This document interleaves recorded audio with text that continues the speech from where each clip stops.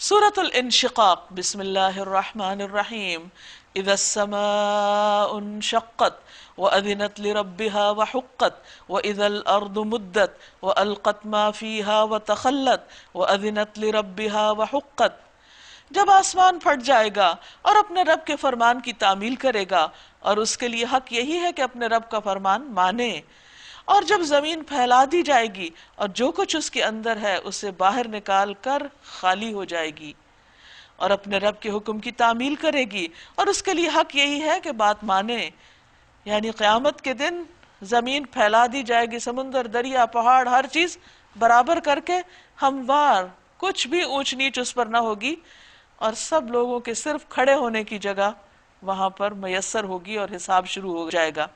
یا ایہا الانسان انک کادح الی ربک کدحا فملاقیہ، اے انسان تو کشاں کشاں اپنے رب کی طرف چلا جا رہا ہے اور اس سے ملنے والا ہے۔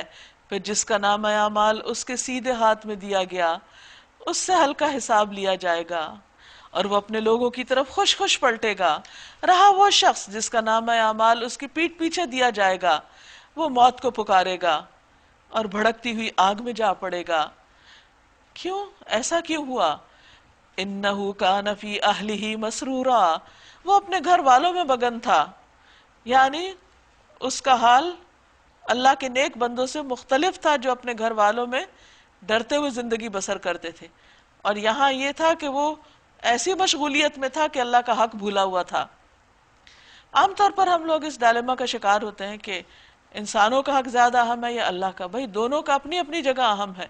انسان اپنے گھر میں رہتے ہوئے اپنے رشتہ داروں میں، اپنے بال بچوں میں اللہ کو نہ بھولے، کیونکہ سورۃ المنافقون میں اللہ تعالیٰ نے صاف بتا دیا کہ اگر تم نے اللہ کے ذکر سے غفلت برتی تو پھر نقصان اٹھاؤ گے۔ نبی صلی اللہ علیہ وسلم کا طریقہ کیا تھا کہ آپ اپنے ازواج کے بیچ میں بیٹھے ہوتے تھے اور معمول کے مطابق گفتگو ہو رہی ہوتی، ہنسی مذاق بھی ہوتا تھا، لیکن جو ہی آذان کی آواز آتی آپ ایک دم سب سے اجنبی ہو جاتے اور اللہ کی یاد کے لیے چل پڑتے۔ اور یہی ہمارے لیے اسوہ ہے، بہترین نمونہ ہے کہ ہم گھر والوں کے بیچ میں رہتے ہوئے ان کے حقوق بھی دیں، ان کے ساتھ رہنے میں انجوائے بھی کریں، اللہ کی نعمتوں سے فائدہ بھی اٹھائیں، لیکن جب اللہ کی طرف سے پکار آ جائے، چاہے وہ نماز کی ہو، چاہے اللہ کے دین کی خدمت کی، تو انسان پھر گھر والوں کو بہانہ اور عذر نہ بنائے کہ بچے چھوٹے ہیں اس لیے یہ کام نہیں ہو سکتا، پھر اللہ کے کام کے لیے اٹھ جائے اور ساتھ ساتھ ان کے حقوق بھی جتنے ممکن ہو دیتا رہے۔ اس نے سمجھا تھا کہ اسے کبھی نہیں پلٹنا، یعنی دنیا ہی سب کچھ، اس لیے اس میں مگن تھا۔ پلٹنا کیسے نہ تھا؟ اس کا رب اس کے کرتوت دیکھ رہا تھا۔ پس نہیں میں قسم کھاتا ہوں شفق کی اور رات کی، اور جو کچھ وہ سمیٹ لیتی ہے، اور چاند کی جبکہ وہ ماہ کامل ہو جاتا ہے۔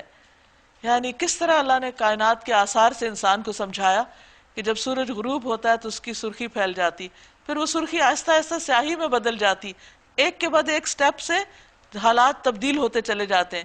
اسی طرح چاند باریک صورت میں ہوتا ہے، پھر اس کے بعد بڑھتا جاتا ہے، پورا چاند ہو جاتا ہے، پھر گھٹتا ہے، تو یہ ساری تبدیلیاں انسان اپنے سامنے دیکھتا ہے۔ اسی طرح انسان کی حالت میں بھی تبدیلیاں آتی ہیں، بچہ ہوتا ہے، پھر جوان ہوتا ہے، پھر بوڑھا ہو جاتا ہے، پھر اس دنیا سے چلا جاتا ہے۔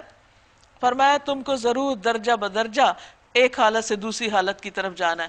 تم مردہ تھے، پھر زندہ ہوئے، پھر مر جاؤ گے، پھر زندہ ہوگے، پھر اللہ کی طرف لوٹائے جاؤ گے، حساب کتاب ہوگا۔ پھر ان لوگوں کو کیا ہو گیا ہے کہ یہ ایمان نہیں لاتے، اور جب قرآن ان کے سامنے پڑھا جاتا ہے تو سجدہ نہیں کرتے۔